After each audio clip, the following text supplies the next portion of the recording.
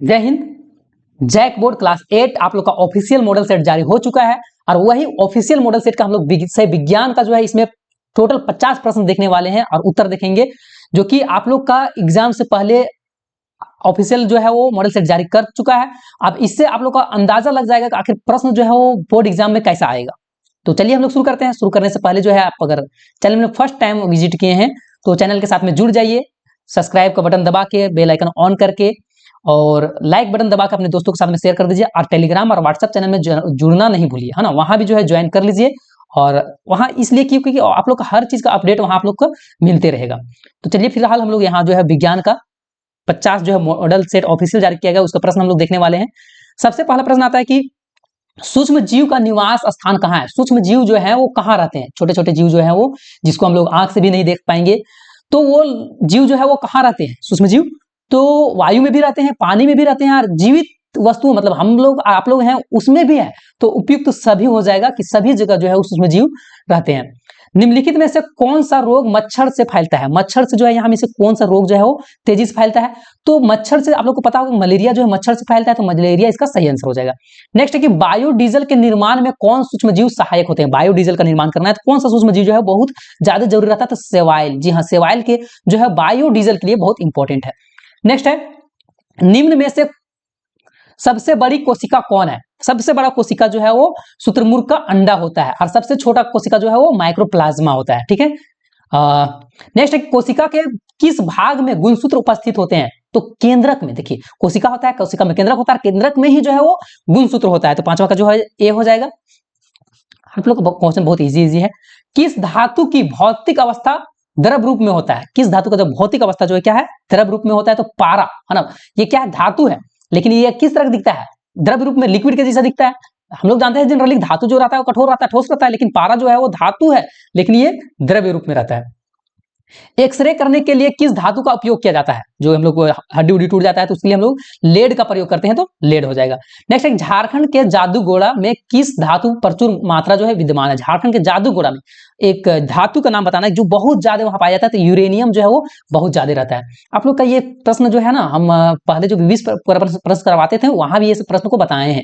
आप लोग अगर उधर देखे होंगे वीडियो तो धातुओं का वह गुण जिससे उन्हें पीटकर चादर बनाई जा सकती है, इस गुण को हम लोग क्या बोलते हैं। तो इस गुण को जो है आघात वर्तनीय बोलते हैं। ये जानते हैं 2020 का मॉडल सेट आप जो है उठा के देख लीजिए विज्ञान का, ये सब प्रश्न मिल जाएगा गारंटीड।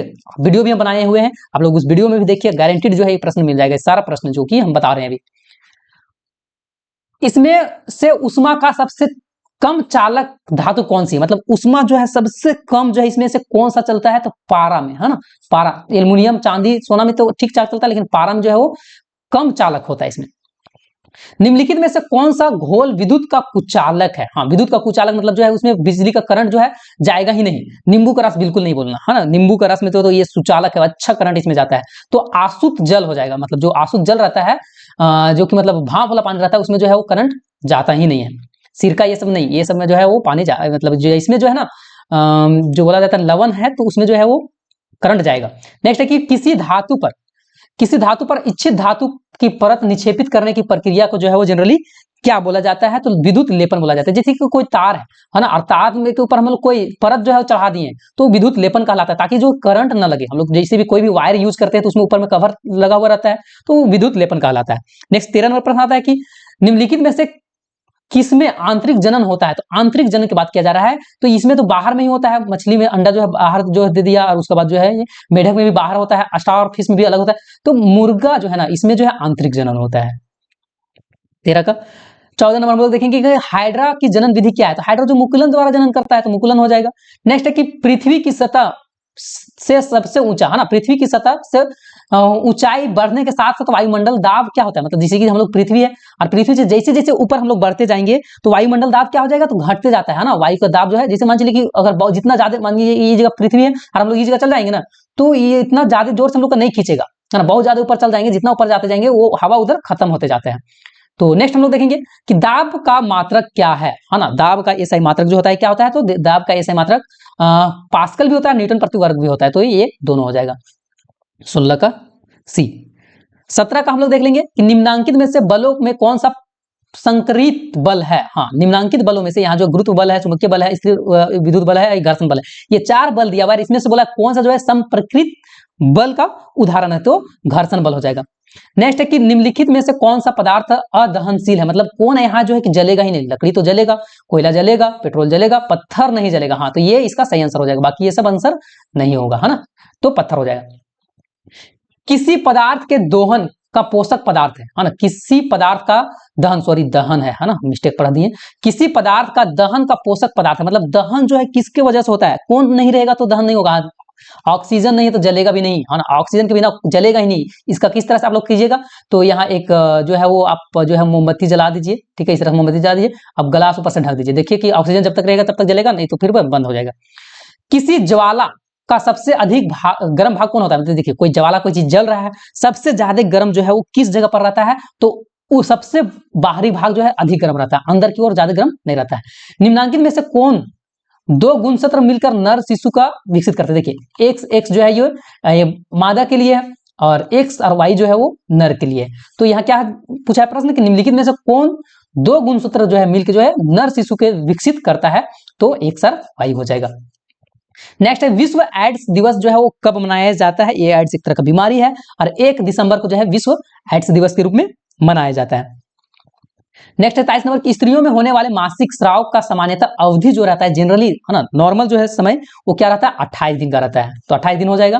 नेक्स्ट है कि समतल दर्पण से बना प्रतिबिंब जो है वो किस तरह का होता है, तो समतल दर्पण से जो भी प्रतिबिंब बनता है वो आभासी बनता है, तो आभासी हो जाएगा। नेक्स्ट है कि वह यंत्र जो दृष्टि रेखा पर नहीं रहने वाले वस्तुओं को भी दिखा सकता है ना, दृष्टि रेखा में नहीं है वो चीज को भी हम लोग जो है मतलब आंख से नॉर्मली हम लोग नहीं देख पाएंगे और उसको भी जो है दिखा देता है, उसको लोग पेरिस्कोप बोलते हैं, सूक्ष्मदर्शी बोलते हैं, ठीक है। आंख में प्रवेश करने वाले प्रकाश किरण कौन सी नियंत्रित करता है, देखिए आंख में जो प्रकाश किरण प्रवेश करता है इसको कौन जो है कंट्रोल करता है, तो पुतली, है ना, ज्यादा प्रकाश आ रहा है तो पुतली छोटा हो जाएगा, अगर कम प्रकाश आ रहा है तो पुतली बड़ा हो जाएगा।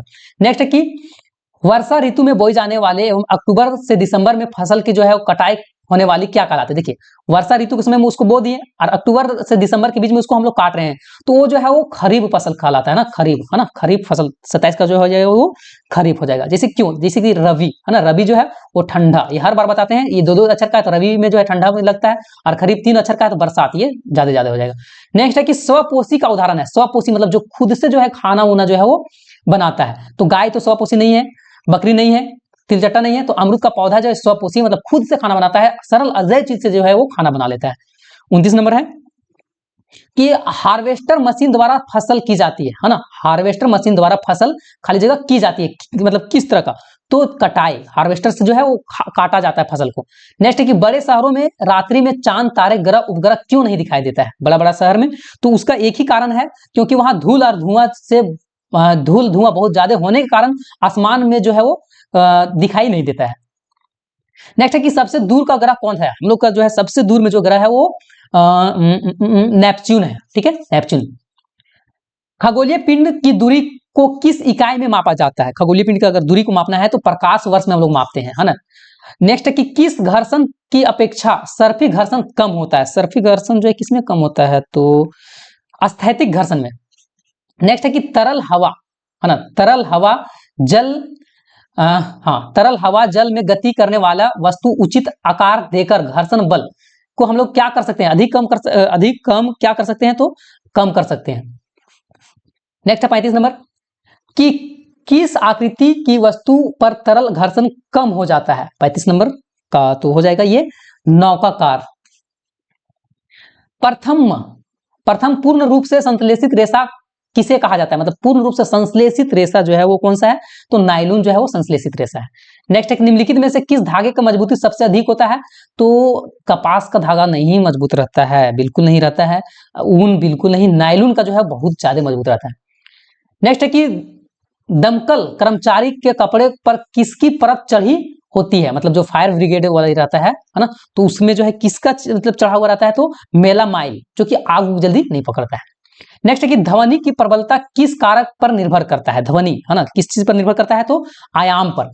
नेक्स्ट है कि ध्वनि की प्रबलता को घटने से हमें देखिए ध्वनि की प्रबलता घटाने से हमें ध्वनि की कंपनों पर मतलब जो है क्या होता है कि आवृत्ति घटने आनी होगी, आवृत्ति बढ़ानी होगी, आयाम बढ़ाना होगा, तो आयाम को घटाना होगा, तो आयाम को जो है वो घटाना होगा। नेक्स्ट है 41 नंबर कि प्राश्वस ध्वनि के कंपनियों की आवृत्ति होती है। देखिए कंपनियां है ना, प्राश्वस्त ध्वनि की कंपनी की आवृत्ति जो है कि मतलब जो अगर सुनने के लिए जो है वो जनरली हम लोग को कितना होना मतलब जो है वो सुनने के लिए जो है कितना होता है 20 हर्ट्ज से लेके 20,000 हर्ट्ज तक, लेकिन 20,000 से ऊपर अगर हो गया तो जो है सुनने लायक नहीं रहेगा। रिक्टर पैमाने पर तीव्र है ना, रिक्टर पैमाने पर किस तीव्रता वाला भूकंप विनाशकारी माना जाता है? तो 7 से अधिक है ना, 7 से अधिक वाला जो रहता है रिक्टर पैमाना जो है क्या है, रिक्टर पैमाना जो है वो भूकंप को मापा जाता है इसी के थ्रू से, और 7 से अधिक जो है उस पर जो है वो बहुत विनाशकारी भूकंप होता है। वायुमंडलीय विद्युत खोज जो है, वायुमंडलीय विद्युत की खोज जो है वो कौन किया है? तो बेंजामिन फ्रैंकलिन। नेक्स्ट है कि ऊन से रगड़ी गई एबोनाइट की छड़ क्या है? इसका कमेंट कीजिएगा। 44 नंबर का आप लोग के लिए छोड़ दिया जा रहा है, एक बार कमेंट कीजिएगा।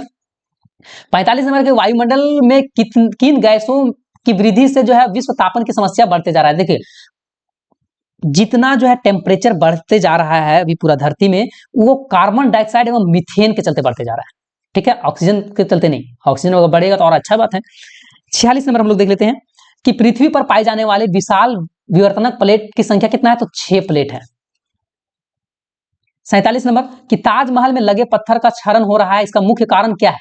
अम्लीय वर्षा के कारण जो है वो जो पत्थर है वो पीला पड़ रहा है, ताजमहल के जो पत्थर है वो अम्लीय वर्षा के चलते। नेक्स्ट 48 नंबर की द्वितीय प्रदूषक क्या है? द्वितीय प्रदूषक के रूप में जो है वो हम लोग का सल्फर एवं नाइट्रोजन के अम्ल को जाना जाता है। 49 नंबर है कि कुछ प्रजाति का विलुप्त होने और गायब होने के क्या कारण हो सकता है? कुछ जो है प्रजाति जो है विलुप्त हो रहे हैं और गायब हो रहे हैं, जिसका मुख्य कारण क्या है? तो आवासों का विनाश होना और शिकार होना, डी नंबर ये सही हो जाएगा।